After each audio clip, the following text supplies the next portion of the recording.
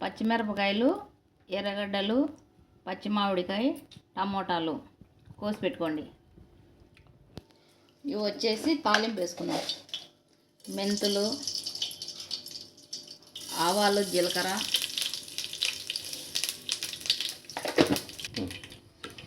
చింతపండు, నల్ల చింతపండు, ఇది కారం పొడి, ఉప్పు, పసుపు ఒకటేసారి చెక్ చేసుకొని సరిపోతుందా లేదని చూసుకొని ఒకటేసారి దీంట్లోకి వేసేసుకోవాలి.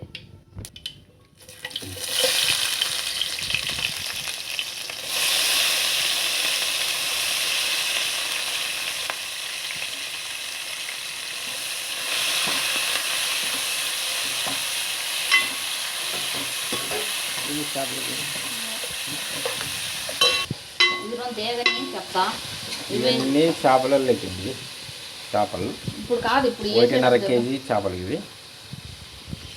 ఇందులో తిరువాత వేస్తున్నాం. మామిడికాయ వేస్తే పులుపు భలే ఉంటుందండి, సూపర్గా ఉంటుంది పులుపు. బాగా ఈ చింత పులుసు ప్లస్ ఈ మామిడికాయ ఇవన్నీ వేసినాం అనుకో పులుపు బాగుంటుంది. చేప ఇంకా భలే టేస్ట్ వస్తుంది. చింతపులుసు వేసేసి కొంచెం బాగా మరిగినాక మళ్ళీ మూత తీసి చేపలు వేద్దాము. మూసి పెట్టేసి ఇప్పుడు చేపలు వేసుకుందాం. పచ్చి మామిడికాయ ముక్కలు, మామిడికాయ ముక్కలు బాగా పుల్లగా ఉంటాయి.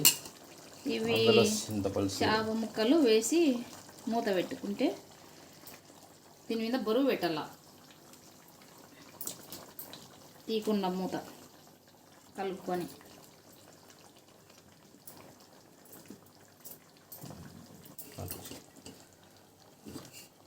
ఇట్లా అన్నీ నీట్గా చేసుకోవాలండి. బాగుంది ఇది. అందులో దీనికి సంబంధించిన శరీరం ఇంకా వెడల్పుగా ఉండాలన్నమాట. ఇట్లా వెడల్పుగా ఉండి బిర్యానీ తపాలు అయితే బాగుంటుంది. బాగా లోపలికి అనేసే ముక్కలన్నీ పులుసు బాగా పట్టుకుంటుంది.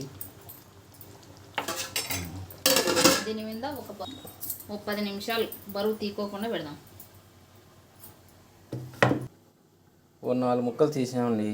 4 ముక్కలు తీసి ఇది చికెన్ ఫ్రై, చికెన్ పకోడీ టైప్లో చేప పకోడీ అనమాట. చేప కబాబు ఇది బాగుంటుంది. ఇది టేస్ట్ భలే ఉంటుంది. చిన్న ముక్కలన్నీ తీసేసాం అనమాట. మళ్ళీ అయినాక చూపిస్తాము. ఇట్లా నిదానంగా పకోడీకి ఇట్లా ఈ విధంగా